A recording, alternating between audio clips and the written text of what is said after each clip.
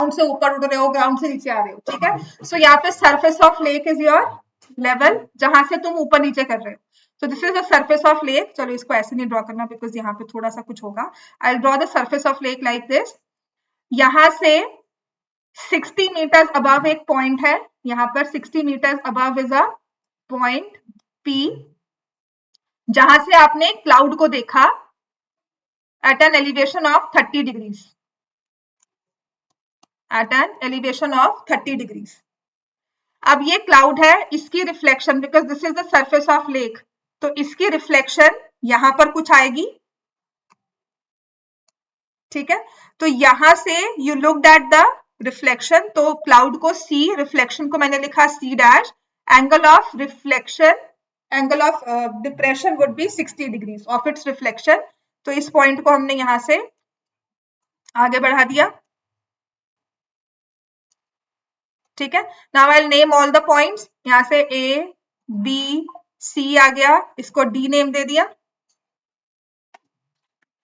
Right. So AP is the height above sea level, observation point P 60 meter ऊपर है। C is the position of the cloud, C dash B, C dash is the reflection. एक angle of elevation बना 30, एक angle of depression बना 60। आपने figure को पूरा explain कर दिया। The only thing you need to explain is आपका मिरर लाइन ए बी है, तो साइंस में आप पढ़ते हो कि जितना डिस्टेंस ऑब्जेक्ट और मिरर में होता है उतना ही डिस्टेंस ऑब्जेक्ट और रिफ्लेक्शन और मिरर में होता है। तो हमारे पास यही एक कॉन्सेप्ट इसमें आता है, BC is equal to BC dash. Height of cloud above sea level निकालना है, let height of cloud above sea level is equal to h metres, जो कि है BC। फिर आप सब कुछ एक्सप्लेन करते हो, PABD इज अ रेक्टेंगल, तो ये भी 60 आ गया, BD इज 60।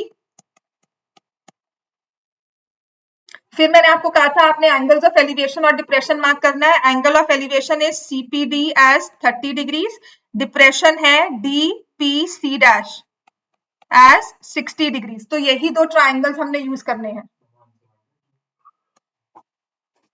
ठीक है। तो ट्राइंगल सीपीडी में we take CD upon DP as tan 30, CD H minus 60 हो गया, और DP जो है वो हमें निकालना है, उसको x भी ले सकते हो, tan 30 इज 1/√3, तो DP को अगर मैंने x मीटर्स ले लिया तो यहां पर आई विल टेक x। ऐसे ही ट्राइंगल लिया DPC डैश, जिसमें मैं लगा रही हूं DC dash upon DP is equal to tan 60। अब DC डैश जब लिखोगे तो BC को भी आपने h लिया है, BC डैश को, उसमें 60 ऐड होगा, तो यहां पर बन जाता है h plus 60 upon x is √3। Two equations, two variables, जब इसको सॉल्व करोगे जैसे हमने लिखा x is equal to √3 into h minus 60, और यहां से √3x is equal to h plus 60। Put this value here, √3 h minus 60 is equal to h plus 60। तो ये 3 हो जाएगा, 3 से मल्टीप्लाई हुआ तो 3h minus 180 is equal to h plus 60। Solve करोगे 2h इज इक्वल टू 240 आ जाएगा, h की value 120 metres, which is the height of cloud above sea level। ठीक हो गया। सो BC या BC dash, height of cloud above sea level या reflection का जो डिस्टेंस है below the sea level is 120 metres.